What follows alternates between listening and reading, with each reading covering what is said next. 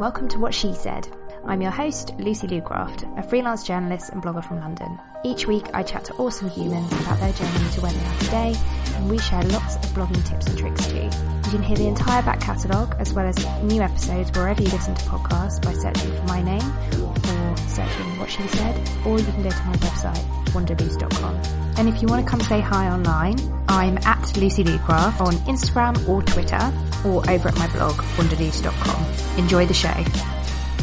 I know I have had a lot of fangirl moments, but this one is a massive one because this week I had a chit-chat with one of the first bloggers that I ever followed, Anna Newton of Vivianna Edits. I've been following Anna since way back when she was blogging and blogging under her old name, Vivianna Does Makeup. She's a YouTuber, podcaster, blogger, and an all-round awesome human. We chatted about how she managed her side hustle with a full-time job when she knew it was the right time to quit, and why she's taking things back to basics with her vlog. If you want a giant boost of inspiration, this is the episode for you. Hello, Anna. Welcome to the podcast. Hi, thank you for having me. We were just having some fangirling offline. We've already been chatting for about 15 minutes. So for anyone that doesn't know who you are, would you mind introducing yourself and telling us a little bit about your blogging journey so far? Yeah, I'm Anna. I'm 28 from Brighton. I feel like that's such like a blind date thing to do. So I originally had a blog called Vivianna Does Makeup, which I started, it gets a bit foggy with dates, but I'm pretty sure it was 2010. So I was a university student studying at the University of Nottingham to do a psychology degree, which is obviously completely random and not particularly related to what I do now. And I sort of realized that in order to go further in psychology, I would have had to have done a master's or a PhD or kind of continued further education. And that just wasn't for me. My 3 years were enough. And at the point I was just like, oh, I'm super into beauty. I've always loved makeup, and I'd like beg my dad to take me to Claire's Accessories so that I could buy blue eyeshadow at the weekend. So always loved makeup, always was super into it.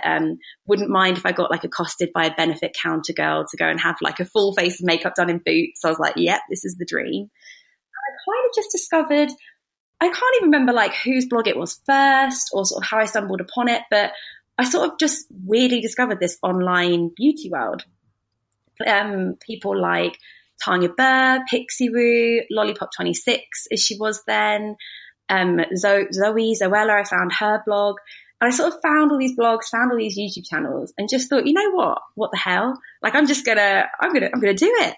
So I set myself up on Blogspot back in, I think March 2010, and then September 2010 started doing YouTube videos. And basically the rest is kind of history. I blogged and took videos quite consistently for maybe the rest of uni, the next couple of years.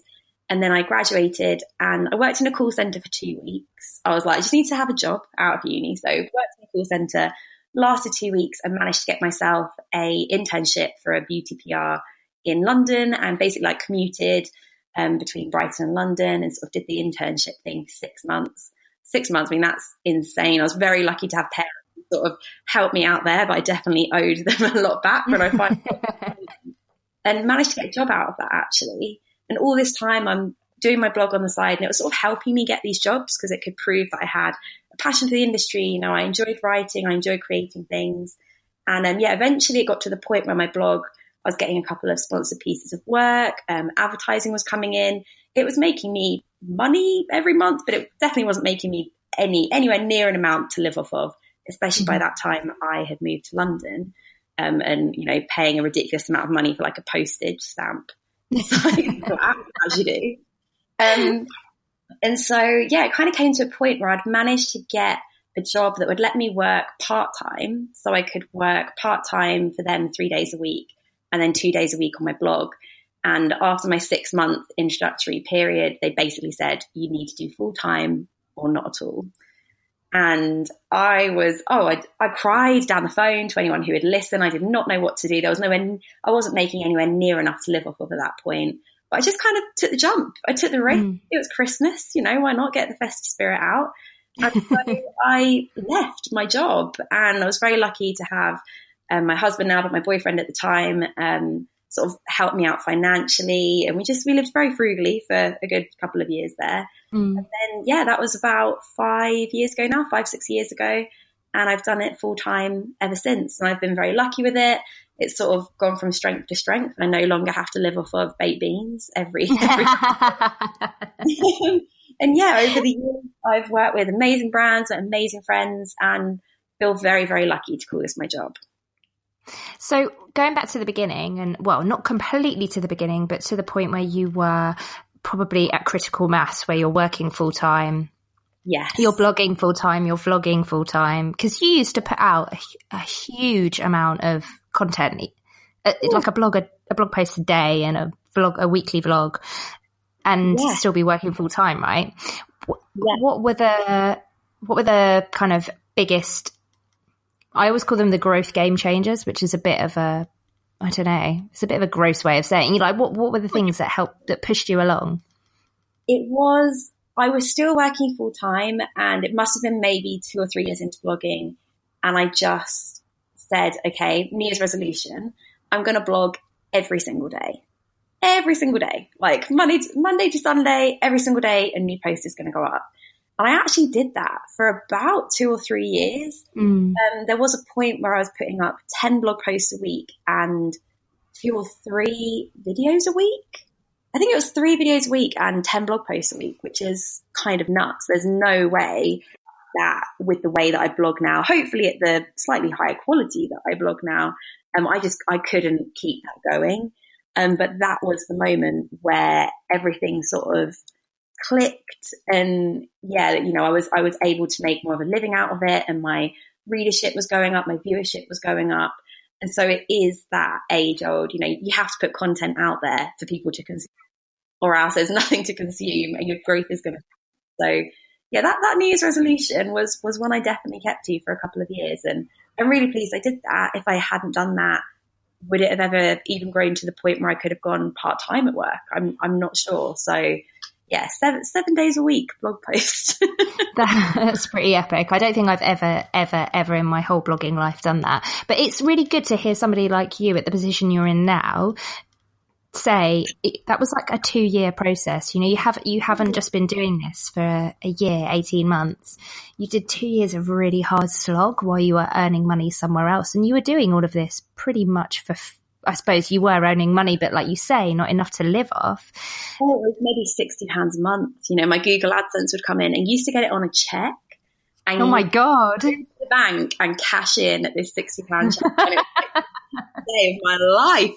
I was like, this is amazing. This is unreal. I can't believe I've earned £60 through doing something that I love, through uploading YouTube videos. It was insane. What do you think?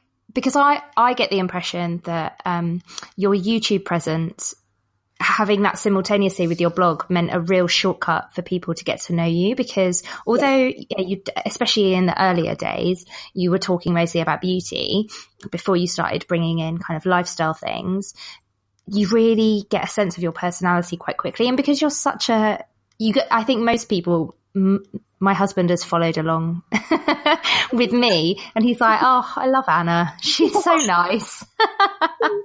Tell him thank you. Tell him I said hi.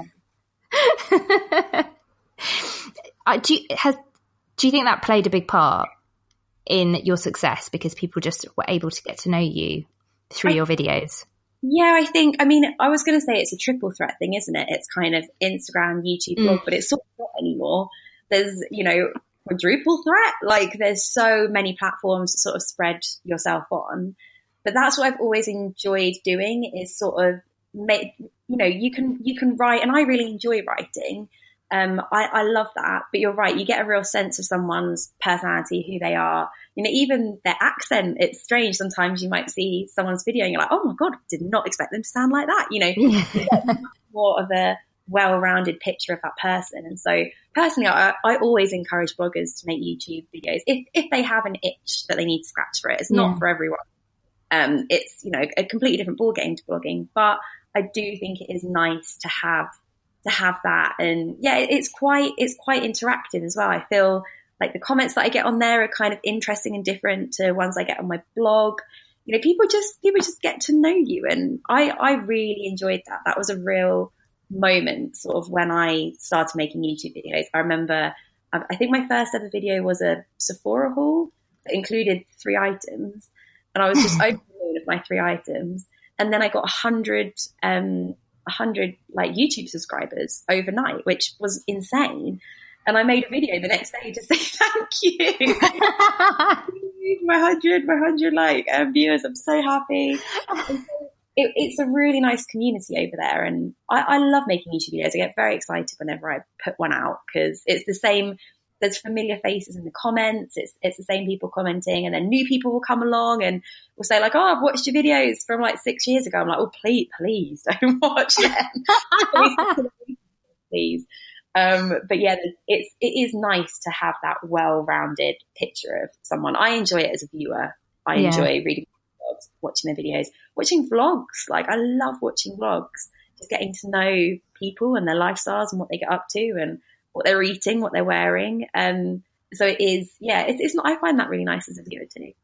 I think that's where Instagram stories as well has really come into its own, probably more than Snapchat, because people can look at your beautiful Instagram picture, but then also they can get a sense of who you are through Instagram stories. And I personally have found it a bit of a game changer for me because I just could never do YouTube, but Instagram stories I can do. I love it.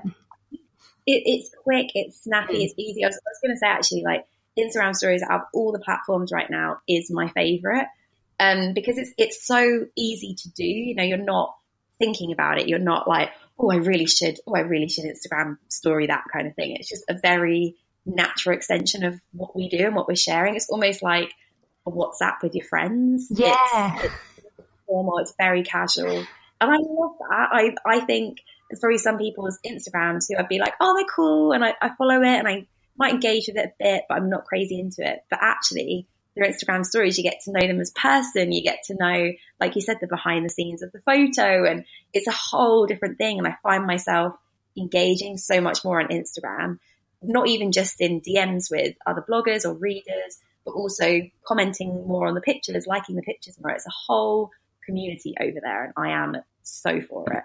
Yeah, me too. Instagram is my happy place, 100%. There's never any, for me anyway, there's never really any negativity there. In terms of other platforms that have helped you grow your blog, has there been anything, because the listeners of this podcast just love a good tip or a trick that they can put into action. Has there been anything where you kind of hit on it and we're like, oh my God, this is amazing. How did someone not tell me this before? Okay, I would say it probably hasn't necessarily come from any other platform. It's not like, my Twitter pushes people to my YouTube videos or anything like that. I'd say it comes from the platform itself. YouTube is you're very easily discoverable on YouTube, whereas your blog, people would have had to have, I don't know, searched for something and found an article that you've put up, or someone on another blogger's put you on their blog roll, giving you a shout out or something like that. YouTube, think how often you click a video down the sidebar of someone that you don't know, but maybe you just see a really nice thumbnail or see a title and you're like, oh, that's interesting. And I think for me on YouTube, the thing that was the game changer was vlogging. And although I don't do it as much these days, and I've never done it. I think I did it weekly for a while and sort of did a weekly vlog. I've never done it daily. Like hands up to the people who do it daily. That is very intense, a whole different ball game. Yeah. But I think vlogging allowed me to create content quite easily. It wasn't a video that I particularly had to think about too much. I didn't have to sit down, source products, source outfits or anything like that. It was very easy, very simple to do. Easy to edit as well. You're just putting things in chronological order and doing a bit of cutting. So it's quite an easy video to make. So it sort of bumped up the amount of content that I could put out, but it was also content that people really enjoyed. And I feel like the years that I was doing the weekly vlogs or blogging a little bit more were the years that I probably grew the most. Because people like vlogs. We're nosy as human beings. Yeah. We love seeing what other people are getting up to. We love seeing the behind the scenes. We love the mundane. Even if someone is like, you know what, this method anti-bac cleaner is the best. I'd be like, I got a sprinkle of glitter vlog the other day, and she was going on about a mop, and I was like, oh, I think I need. I really do, and I think that there's that kind of voyeurism through the keyhole kind of thing that we all really enjoy. And so I'd say if you're struggling on YouTube, you're putting stuff out, and you're not, you're struggling to find people to watch it, maybe just turn your hand to vlogging. It's very popular on the platform. It always goes down really well. The feedback is great. The energy is great that you get back. And yeah, they're just always very popular videos, I found. So that's my tip. Give vlogging a go. Okay, give vlogging a chance, guys. Yeah, it's good. And there's actually loads and loads of different much easier ways to do things, I think, now than there used to be. There's an app for everything, isn't there? So you can edit in your phone and make it super simple. You don't need a crazy camera. You don't need a big tripod. You don't need lighting. You don't need a big setup. You just need one of these vlogging cameras the ones that have the little flippy screens are very handy. My screen fell off of mine the other day. Oh, no. So much. But those are really handy. They don't have to be the most expensive one in the world. People vlog off of their phone. It's not about the quality. It's just about the person. And I think that's really nice. What would your best tips for vlogging be in terms of putting together? Because actually, even though you're being very humble about it and saying, it is easy, you're just filming yourself. Actually, I've definitely looked at somebody's video and thought, my God, yeah, did they come up with that in a storyboard? Or I don't know, I don't know if I would look at the scenes that they've pulled together in the same way in my day, if that makes sense. Yeah, definitely. I think the key with vlogging, and this is a tip that I've completely nicked off of Helen Anderson, because she's amazing at vlogging. She's like the queen of vlogging. And I was like, Helen, how do you do it? And she was like, I sit there at the beginning of the day and kind of think of the main event that I can kind of hook this vlog off kind of thing. So if I'm like, oh my God, my day is so boring, I've got nothing to do today aside from answer emails and cook dinner, I'm like, oh, I'll show my makeup routine in the morning, and that can kind of be the beefy bit of the vlog almost. Mm-hmm. Like you get 20 minutes of footage out of the day just through having a chat about what's going on and kind of showing yourself cooking dinner. So I think if you've got that main sort of hook that is interesting, makes it different to the other vlogs that you've put out, maybe it's showing a makeup routine, showing your skincare, showing what you bought at the supermarket that day, just like having a slight topic, a slight theme around it, I think is a really nice idea.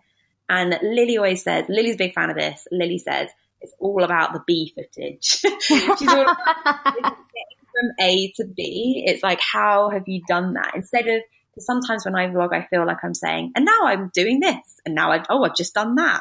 And it sort of doesn't string together too well. She's really good at being like, okay, well, 1 minute I'm at my flat, the next minute I'm, in the center of London. Like, how have I got there? How can I make that journey interesting? Are there some like B-roll kind of shots that I could put some music to?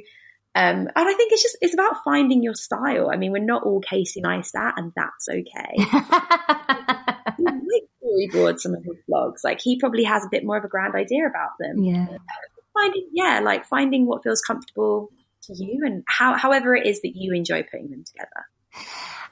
Another thing I really wanted to ask you was about sponsored content, because across all of your platforms, you obviously do some really incredible sponsored content. You have a lot of really cool opportunities, like going away on press trips and also trying out different beauty products, etc., etc. How do you, because I think you do this in a really non-icky way. I don't ever feel like, maybe it's because I followed you for a really long time, but I think it's more about how you approach it. It never really feels like, oh, another sponsored post, another hashtag ad or whatever. Yeah. Do you have a bit of a, sorry, go on. No, go ahead with your question. No. Well, I'm asking you a question, then you're answering it, and I'm then interrupting you. No, you mustn't answer this. I'm going to keep talking. I think when it comes to sponsored content, I'm really lucky that I have amazing managers. I work with the girls at Gleam, and I've worked with them for the last 5 years, I think it is now. So we've worked together for a really long time. And before they even come at me with something, they will pretty much know what I'm going to say. I'm very predictable with these kinds of things. Mm-hmm. For me, it's always a gut feeling. It's, they will say a brand. I don't want to know money. I'm not interested in that. They'll say a brand name. And for me, it's just very easy. It's very easy to know if it's a yes or a no answer. I instantly have a gut feeling. Yeah. The other day there was something fabric softener and I was like, but is it, I can't remember what fabric softener it is that I use now. I think I use Comfort. I was like, if it's the Comfort honeysuckle one, I am very into it because it's my favorite fabric softener. I've been using it for years and I love it. So for me, if it's a brand that I love and I use, it's instantly a yes. Or if it's an app or something that I'm like, oh, I haven't tried that, I want to try it. It's all about trying the product, genuinely having a passion for the brand. And so, and then also it happens with briefs a lot as well, in terms of the brief will come along. And I love working with brands who are just super cool in terms of, you do whatever it is that you want to do. You know your audience best. You've been creating content for years. And the bourgeois video that I put up yesterday was literally like, we've got these lipsticks. Do you like them? Yes, I do. Can you talk about them in a video? Great. I could have made whatever video I wanted. And that is so nice to be able to work in that collaborative way with brands. Yeah. And so it is only brands I genuinely use, I genuinely have a passion for. And I mean, that comes after working and doing sponsored content for a long time. I said no to a lot of jobs. And I think now I'm really lucky to be in a place where I'm working with brands I could never have even dreamt that I would work with. But I think that comes through being as authentic as you can with it, and also saying no a lot of the time. Before you even know budget, I'm like, no, that's not my fabric softener that I like. So it can't. So yeah, it's a very, very much a gut reaction for me. That's really interesting that you almost put aside the money, because I think sometimes that can really mess with your inner voice, I suppose. Completely, definitely. But it's not not about that. And even if there's content that you're not 100% happy with, if you're not 100% happy with a photo that someone's taken and you're like, oh God, I really don't want that photo, I don't want to put that on Instagram or something. It's just not nice to put up content that you're not 100% happy about. And so I feel exactly the same way, whether something is sponsored, non-sponsored, whatever. I'm like, if I've got an icky feeling, I love that word, icky, I'm going to use that. Feeling about it, I'm not going to feel great about putting this live and pressing on it.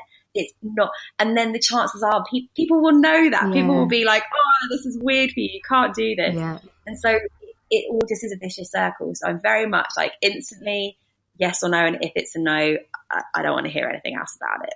We're done. Has it always been that way from the start? Have you always felt like you really knew yourself, your own brand and your values, etc.? I'd like to think so. This is where Mark, my husband, gets really mad at me because he's like, you're so decisive. He is terribly indecisive. Give him a choice between an apple and a pear and he's like, I don't know, I'm going to have both. Why I'm quite a yes. I'm a very all or nothing. Lily always says as well, I'm very all or nothing. I'm either eating 100% healthy or I'm eating Oreos for breakfast. And I hopefully am. Well, I'm pretty sure I am the same when it comes to sponsored work. It's always been it's trusting your gut. Mm-hmm. Sometimes your gut gets it wrong, but I am very down for the gut reaction when it comes to sponsored content, and basically have been since the beginning. And my percentages of turned down work are rather high, but I'm okay with that. I'm really happy with the brands I get to work with now. Yeah. Over the moon, seriously. I think that's a really good lesson, trusting your own gut. But it's hard sometimes because there's a lot of noise out there telling you what you should and shouldn't be doing. And that's something we talk about on the podcast a lot.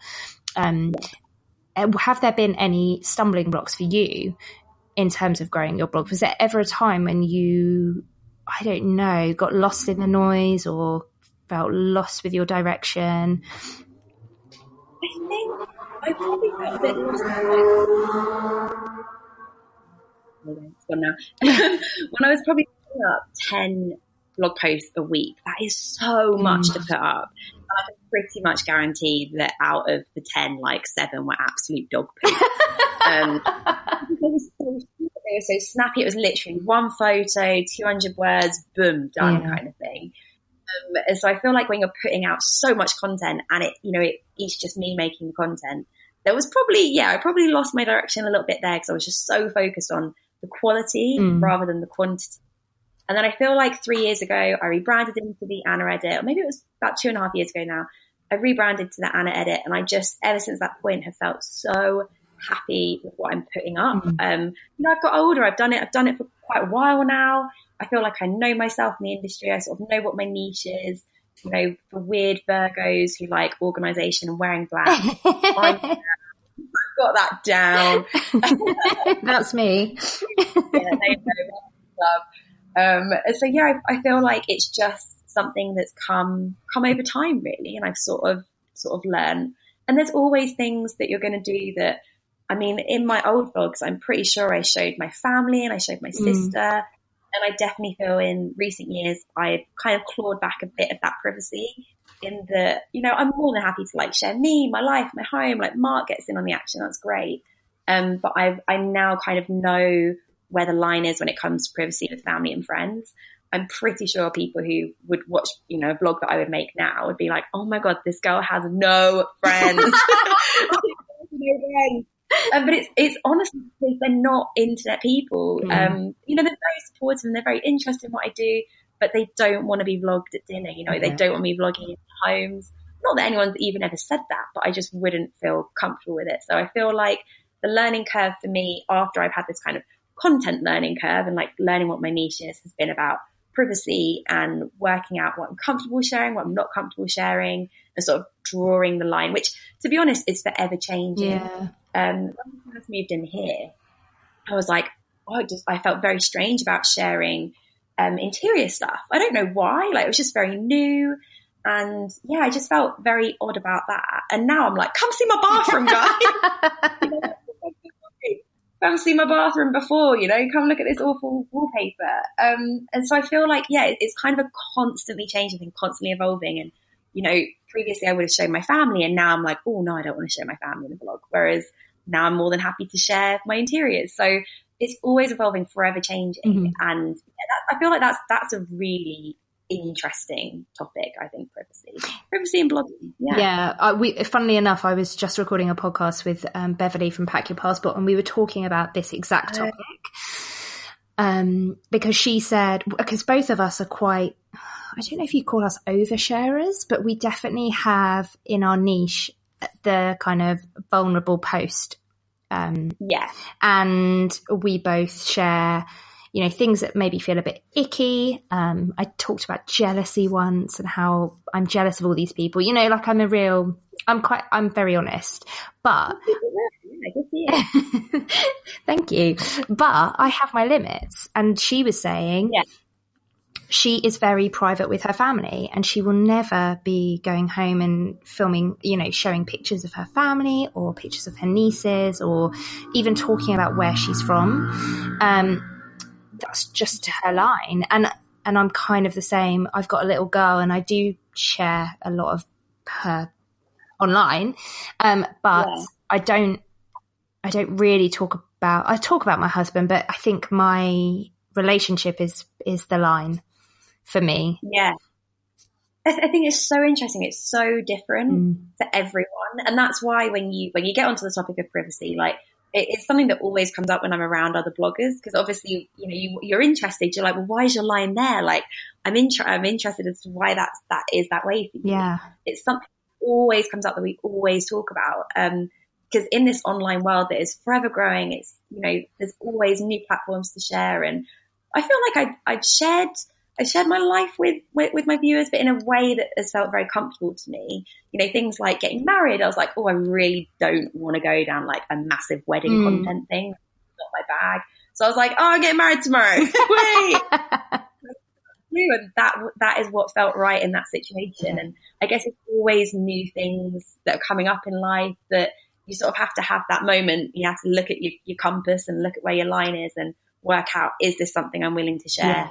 Or And yeah, I'm fascinated by the topic. Yeah, I would love to like sit down with family vloggers and be like, you know, do you feel comfortable with this? Like where your line is? I honestly think it's fascinating. Yeah, I do too. I think it's really interesting. And there was someone that was on the podcast, Charlotte from Taylor Hearts Travel, in the first series, and she is a family travel blogger, but she has 2 little ones, but she never shows their face. So all of her pictures are really creative, and it's always the back of their head or certain angles, but she just I've never seen them. You never see their face. It's very interesting. If there were ever little Anna edits to pop up one day, I've got no idea. I feel like I'd need to call like a town hall meeting. I do not know what to do. It's very new territory. Yeah, it's an interesting one. Yeah. Going back to vlogging and your kind of YouTube channel evolving, and probably going from Vivianna to the Anna edit, what was that big rebrand like, and how did you, because I feel like when that happened there was quite a lot of things shifting in it didn't feel very strange in a way, because I felt like the groundwork of your content had been changing and evolving for quite a long time. So for people like me that have followed you for a really long time, it was like, okay, it's just a different name, it's your name, that's fine.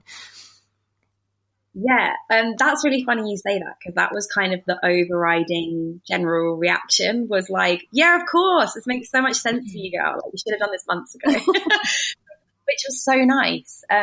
So the story behind that was I mean, Vivianna Does Makeup, you know, I got to the point where I just wasn't as crazy about makeup as I once was, which is a completely normal thing. You know, it had been about 5-6 years since I started my blog, and, you know, I'd gone from being a fake tan obsessed uni student to not so fake tan obsessed living back in Brighton at the time. So a lot had changed, and, you know, I wasn't sitting outside Mac on the first Thursday of every month waiting for their new launch to come out anymore. So I kind of knew that at one point I wanted to ditch the Does Makeup and also just go to my name, because I was constantly being called Vivianna, and like the poor post did not have a clue what to do. You know, things would arrive addressed to Vivianna, and I'd have to explain that it was me and that I didn't have identification. It was all just really, I changed it just, you know, so I could finally get my parcels at the post office. And so kind of it was always on the back burner, but I just couldn't find the name. Anna Gardner, which is my previous name, was just sort of taken on everything. Anna Newton, I think, was available, but we weren't married yet. And I was like, well, it's very like assumptive kind of. You want to buy like AnnaNewton.com, and I think she was a wedding photographer anyway. I couldn't go down the normal, you know, have your blog as your name kind of thing. I don't have a middle name, so I couldn't use that. And so when I don't even know what it was, but I just stumbled across the Anna edit, and it was available across everything. And that was back in the December. So I bought it all. I bought everything. I like got the accounts, and, you know, spoke to my managers, who were really kind at getting in contact with people from like Instagram and Facebook and Twitter and all these people to kind of do the shift. But it actually took, that was back in December, it actually took until the last or August bank holiday the following year to have done everything, to have created the new blog, to have designed the new blog, to, you know, to be at a point where I could literally press publish on it all. So actually over that 8-month period, I'd sort of been able to do, in my head, I'd almost like made the shift already.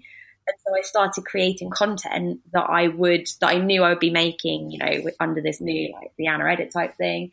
And so I sort of did that shift already. And I think putting that groundwork in meant that when I did the name change, people, I mean, like you said, thank you so much. People were just like, yeah, of course, this makes so much sense. It's like we'd all almost like grown out of it without being like rude to it, but we'd almost like grown out of it a bit. And it was just like shedding a skin, going into a new one. And I was pooping my pants. Were you? Yeah, I'd never done anything like that before. And it was just I didn't want people to do the, oh, like, you've changed line, which is the worst line, because I'm like, yeah, of course we have, you know, grown up like 8 years old, I'm almost 30. We've changed, it's fine. So yeah, I always find that like a bit of a kick in the teeth, but luckily everyone was so supportive, so nice across the board. Like record numbers of traffic on the website, and sort of ever since then I've just felt so much more comfortable with where my blog is at, where my content is at, where my videos are at. And yeah, I'm really pleased I did that, but there was so much behind the scenes. I'm really lucky to have a lovely designer who puts up with me. But yeah, I think I was on like a city break in Stockholm, sitting there recategorizing 2,500 blog posts. My good God. Yeah, there was a lot of back end stuff to do there for sure. Oh, it's so stressful. I'm thinking of doing the same thing myself, and not call myself the Anna edit, but you should, like, it's one of those things I wish that I'd done sooner. The longer you leave it, the more blog posts you have to like move over and recategorize. Also, you just feel happier. You just feel like in a because you're finally like where you're at with it all. I think I'm going to do it. Right. That'll be my task for the next 8 months. Luckily, I don't have as many blog posts as you, so it shouldn't be too painful. When it comes to YouTube, I am always insanely impressed by video content that anybody creates, but especially, so you and Lily Pebbles are so creative and so slick. I don't even understand how you do these things. And I've tried to edit in YouTube and I found it really, really difficult. Was there a big learning curve when you were doing it? Because I suppose at the beginning, you're just literally sat down talking to camera. So in terms of editing, it's probably not as labor intensive as when you're vlogging or creating travel content. Where do you, because I know also that you love writing as well. Is there somewhere that you feel most comfortable? Do you feel super comfortable with it, or has it been a huge learning curve for you? YouTube videos. So I'm not someone, Lily always says, she's like, I'm so surprised that you do what we do, because I'm someone who's like, I'm like a class clown. I enjoy in like social situations, I enjoy like making people laugh and that kind of thing, but I'm not crazy outgoing. I'm not a huge sharer. I hate having my photos. I hate listening to my own voice back in video. She's like, there's so much of this that is so not you. And so it's still, even now, even 8 years later, I still sweat profusely whenever I film a YouTube video. It's still something that I feel obviously much more comfortable with now, but it is still something that I wouldn't say it particularly comes naturally to me. And back in the day, when I first started making YouTube videos, I actually didn't know how to edit at all. And so you'll see in these videos, you see me turning the camera on at the beginning, and then I talk constantly with no cuts because I didn't know how to edit. So if I screwed it up, I had to turn the camera off, restart, and then start from the beginning. Goodness. And then you'll see me at the end of the video, I turn the camera off. Like it was literally, I'd sit there, turn the camera on, do it, no cuts, turn it off. And it was quite funny. I wouldn't do it when any of my housemates were in the house either, because I was very freaked out by the whole thing. And so they'd have to, and I lived in a house with a lot of people. They were all out. I would sit there and spend hours sort of filming and refilming these videos. So at the beginning, I literally had no editing skills. I don't even think I had editing software on my laptop anyway. It wasn't until, I think after maybe about a year or two, that I got myself a Mac, which had iMovie on. And then I sort of had to learn the basics of iMovie. And in that time, you'll see there's a title card in every single video, just to prove. Just like a little like, hey, look at me. I know how to put like a little on the beginning of every video. It's completely unnecessary. You've already seen the YouTube title, but I did. So it's all been self-learn. I actually find YouTube itself is so handy for learning how to do things. If ever there's something I don't know how to do, there is a YouTube video on it for sure. It's great. I've now graduated to Final Cut Pro. Which is basically the same as iMovie. It really is. There's not that much more fancy things I feel that I do. And I did go through a phase of trying to produce really high quality, highly edited, very slick videos. I'd boss Mark around at the weekend and make him use this like shoulder camera mount thing to like take a look at me, boss him around, be like, no, get lower on the floor. If you could lay on the floor, that'd be great. But now I feel like I'm at the point, and I feel like YouTube actually as a whole is at this point, but almost we went too far with that very highly produced, slick, polished content.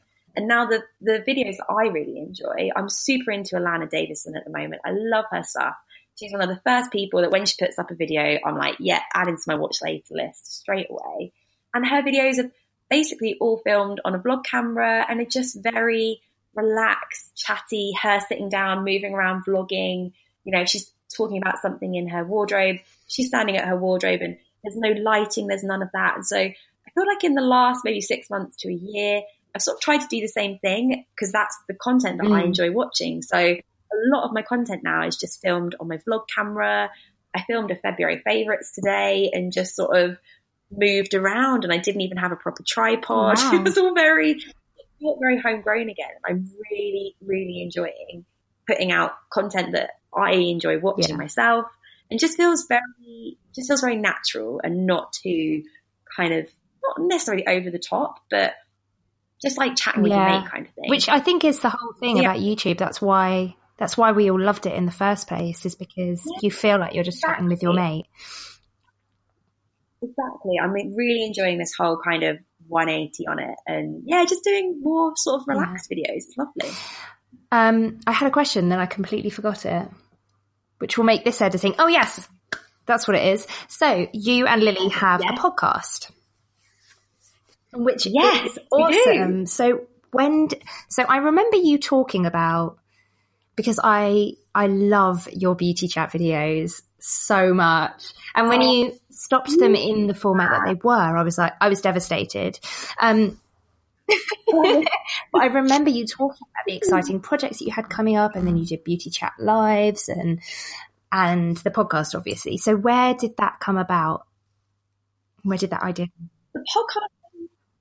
Well, we've been working on the idea of a podcast for, I think it was a year or 18 months. And we're very lucky that Gleam themselves sort of have podcast people that are there. So if it's not impossible to do, and it's quite easy to source the equipment that you need, and, the back end sort of stuff of uploading to iTunes and all of that. So we've been chatting, and originally the idea was around more of a work related one. We've still got the name kind of under wraps. We're like, just in case we ever decide to do something with that. That's sort of a work-related one, and it was going to be in a studio, and we'd have guests in. And we did a lot of practices on our managers, on our friends. Carrie from Wish Wish Wish was kind enough to be one of our practice runs. And we sort of practiced with a couple of people, and that just, in that format, it didn't feel right. And so we sort of stumbled across this at home with idea that, number one, me and Lily are super nosy. And so the idea of like getting to go around Lisa Eldridge's home, yes, please, sign me up. And so, that was great. We're lucky that through the years of working in the beauty industry, we had quite good contacts. And so we're able to get like an amazing list of guests for our first season. Like, we couldn't believe it. And it was fun to work on a project together that wasn't YouTube, and just to sort of expand it a little bit. I personally love listening to podcasts. So I was so like, I want to dip my toe in this water, because when you drink them from it, you're like, I want to kind of jump in as well. So it was so fun. We have put together a list of possible guests, dream guests. There's definitely some crazy ones on there, but we're aiming high. We'll see what we get for season 2. We're hoping kind of early summer we will do a season 2. And because Lily's obviously got her book stuff at the moment. She's a book baby. And it's time consuming, as you well know.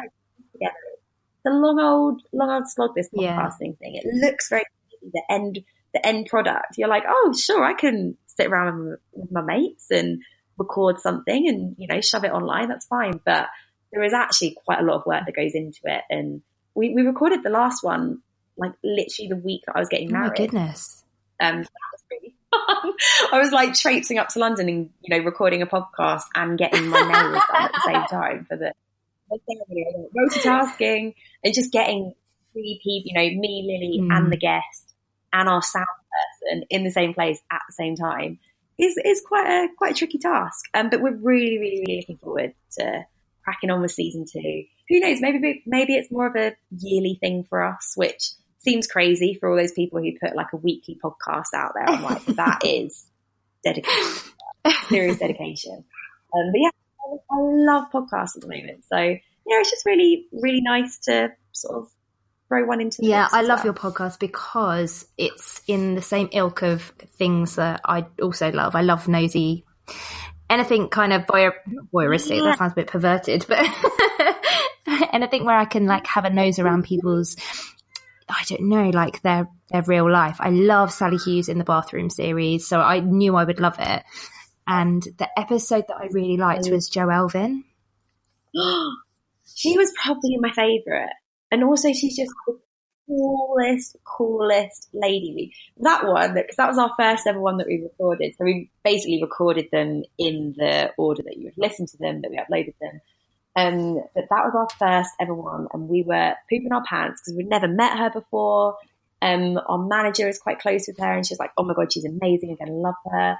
And so we met her and honestly, just fell in love with the woman. I was like, I need this woman in my life in some way. And it's really nice. Like ever since we like each other's Instagrams and sometimes like Instagram DM each other, and she's such a nice woman. We left the house and me, Lily, our producer and our sound guy, who I think we'd possibly just met that day, all did a group hug.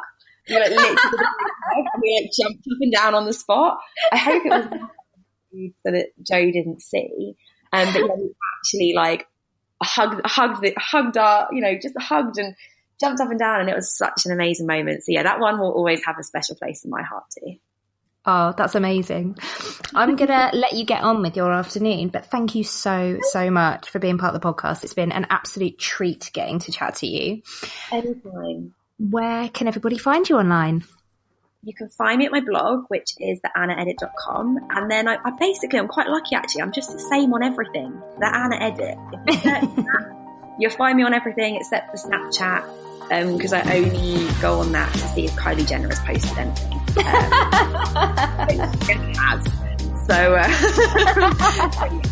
Find me everywhere except there. Thank you so much.